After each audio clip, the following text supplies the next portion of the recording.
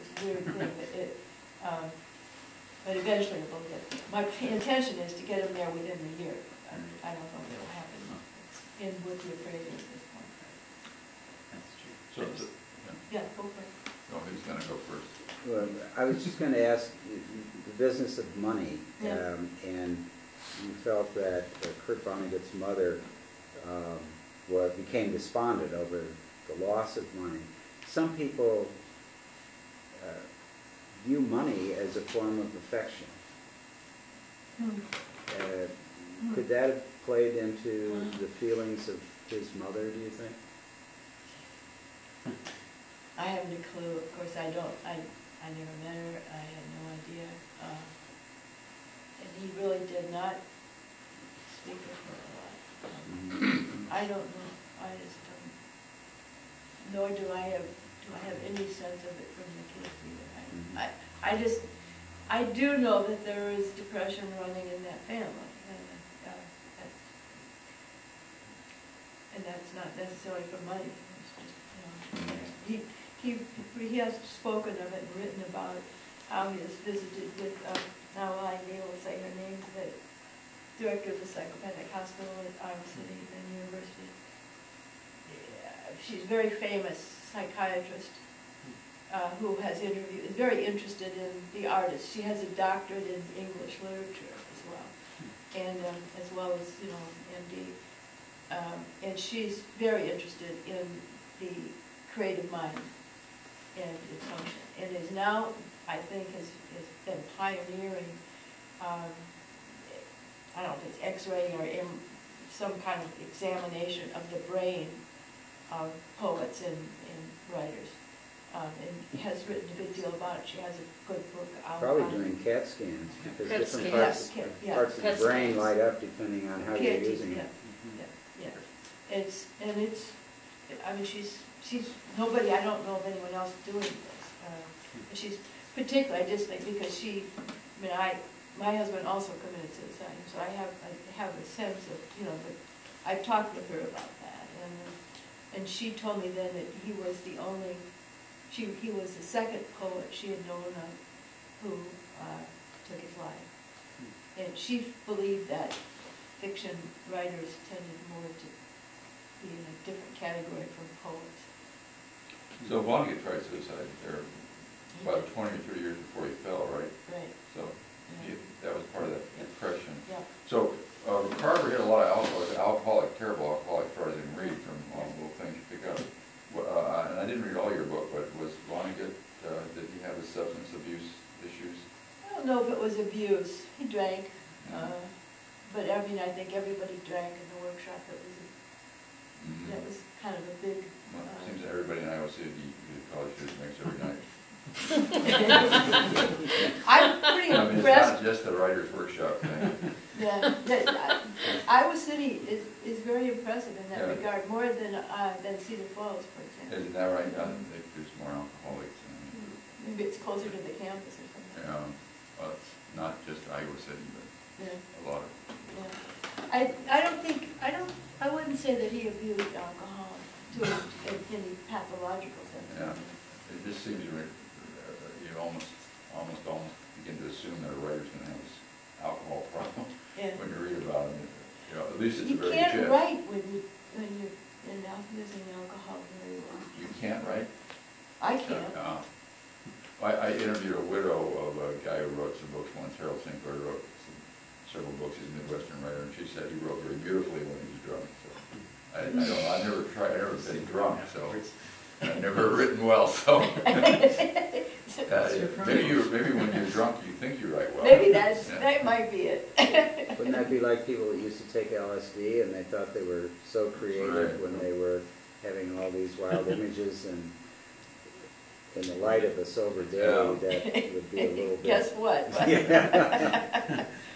he did get published, and there's one movie that was put somewhere. It must have, he hit a sweet spot on the editor's desk. Oh yeah.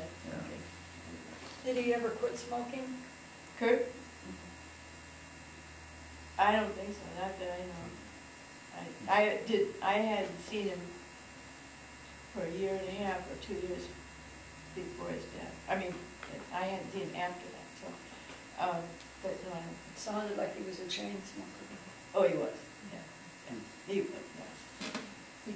He was on his way to going well into his 80s if he hadn't fallen. He must have had a heck of a constitution. He was not feeling well. Right. He did have, I think, an amazing constitution considering how much he smoked. Yeah. I mean, that time he almost died of smoke inhalation when there was a fire in his apartment, and we all said, of course he smoked. You know, smoke inhalation, give us a break. How could that be? He had lungs of leather. One PEN meeting, PEN meeting, you talked about Norman Mailer was there and all these big people. Do you know Norman Mailer? Yeah. You knew him? Yeah. I knew him through Kurt. Right, but just big names. But Tina Bergelli knew Norman very well, and he came back to Iowa City a lot. And, Did Mailer have contempt for Iowa City? He seemed to have contempt for about everything. I don't know if he did or not. He came back. He had contempt for women, so you certainly have contempt for Iowa City, the Midwest. That could be. But he had contempt in general, I think. Yeah. He was quite a character. Yeah. Yeah, but they're just, that was Kurt wasn't crazy about Norman Mailer, but Kurt's wife at that time, and this would have been his second wife, and Mailer's wife at that time when they were living in New York, knew each other and were friends. So he seemed very close to Dick Yates. Yeah, And he was very kind to Dick. And then Dick was really an alcoholic. Yeah, he was. Big time, yeah. So he had a hard time functioning, that's probably what. Yeah. It did sound like he was having a hard time functioning. He did, and I'm sure he died of that. He made it into his 50s, but not his 60s. Well, he might have been 60s. I guess I can't remember for sure how old he was. He certainly died younger than he should have. I mean, I'm sure alcohol has a lot more to do with it. And how he could keep writing was amazing. I wanted to ask you about this money thing, this fixation he had on money. Who now? Pardon me? Whose fixation? Kurt? Kurt, yeah. I don't know, is it fixation? But I think when you've been hungry and, when he was in this prisoner of war thing and not hungry, there's some about money that gives you security when you haven't had much. Yeah. And he never, just reading what I've read of his, it doesn't seem like he thinks status or money is important, and I just wonder if he meant he felt more secure. My mother always says, "Oh, Barbara, nothing makes you feel secure like money in the bank." That you'll have enough to eat. And he loved being able to have a nice house. He bought that brownstone in New York. He was really pleased about that. And when he could take off summers and go and really bought a place on the Cape or in the Hamptons, he liked having that kind of. I went out there to visit them in the Hamptons and in Zacopanic where they had a house. And he loved showing me around at the various houses and parties that I went to with him and everything.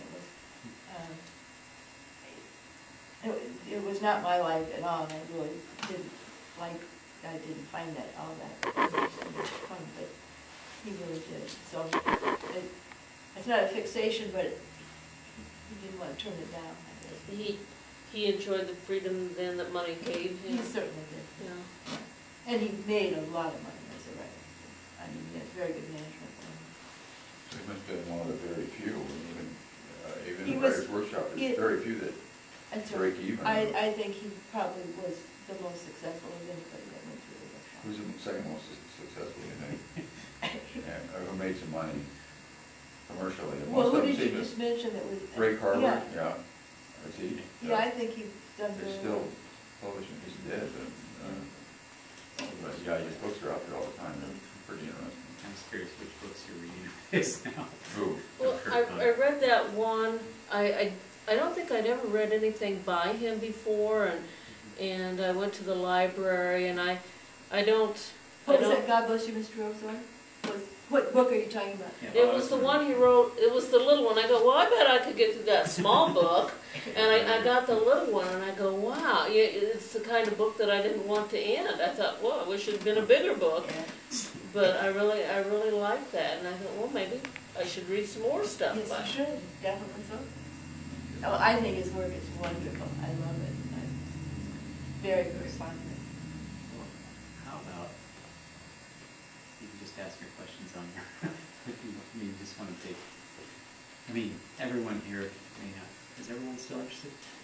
All the questions? Yeah, well, So it's basically just keep you the three of us. forever and ever. Right. So you were the editor of the North American Review? I was a fiction